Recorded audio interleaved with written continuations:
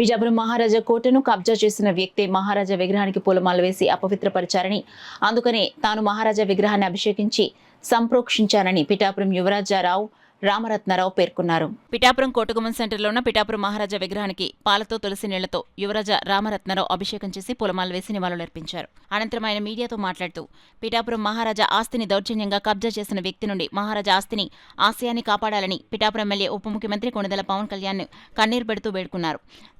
తదనంతరం మహారాజా ఆస్తి పిఠాపురం ప్రజలకు చెందేలా కూటమి ప్రభుత్వం నాయకులు చర్యలు తీసుకోవాలని అభ్యర్థించారు.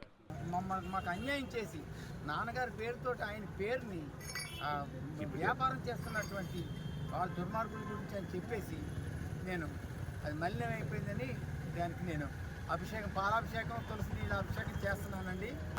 మా ఆస్తులు మోసం చేసి కబ్జా చేసిన వాళ్ళు, అన్యాయమైన మోసపూరితమైన రిజిస్ట్రేషన్ చేయించుకున్న వాళ్ళు కింద మరి 3 ఏళ్ళు అన్నదేమో 30 ఏళ్ళు సున్నాలు వృత్తి పెట్టిన వాళ్ళు మరి వీరందరూ కూడా ఉంటే అది చూసి నేను బాధపడే మనసు క్లేశంతో ఇంకా అక్కడి నుంచి ఒక 2 నిమిషాలు 3 నిమిషాలు నిలబడి ఆ తర్వాత కారు మీద ఆ తర్వాత వెళ్ళిపోయి సంస్థాన సత్తులో మా నాన్నగారి విగ్రహానికి చేసాం. ఒక మాట చెప్తున్నాను, ఏమంటే ఇక్కడ చేస్తాం ఎక్కడ ఉన్నారు కదా అక్కడ చేసుకోవచ్చు కదా, ఇక్కడే చేయాలా? నన్ను ఒక పక్కన నన్ను పొగుడుతూ నా వెనకాల ట్యాప్ చేసి కత్తితో పొడిచేసి ఇప్పుడు నన్ను గట్టిగా ఇలాగ నువ్వు కేసులు గట్ట కంటిన్యూ చేస్తే నువ్వు బ్రతికుండా ఒక జాగ్రత్త అని చెప్పేసి నాకు వార్నింగ్లు కూడా వచ్చాయి. ఇలాంటి ఇదైనా సరే నేను నాన్నగారి పేరు కమర్షియల్ చేస్తున్నట్టు నాకు చాలా బాధగా ఉంది.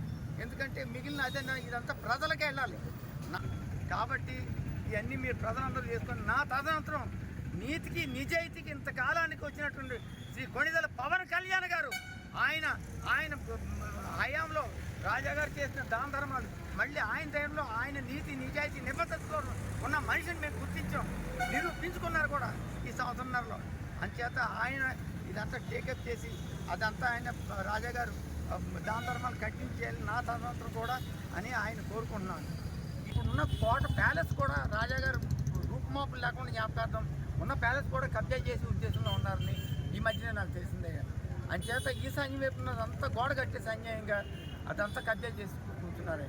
ఇది జరిగింది. ఇది కూడా ప్రజలందరూ మీరందరూ సమాలోచన చేసి ఇది మీ సమస్యగా భావించి ఈ ఆస్తి మీకే చెందాలి తప్ప ఎవరు దుర్మార్గులకి రాజాగారు మోసం చేసిన వాళ్ళకి చెందకూడదని మీకు సభాముఖంగా తెలియజేస్తున్నాను.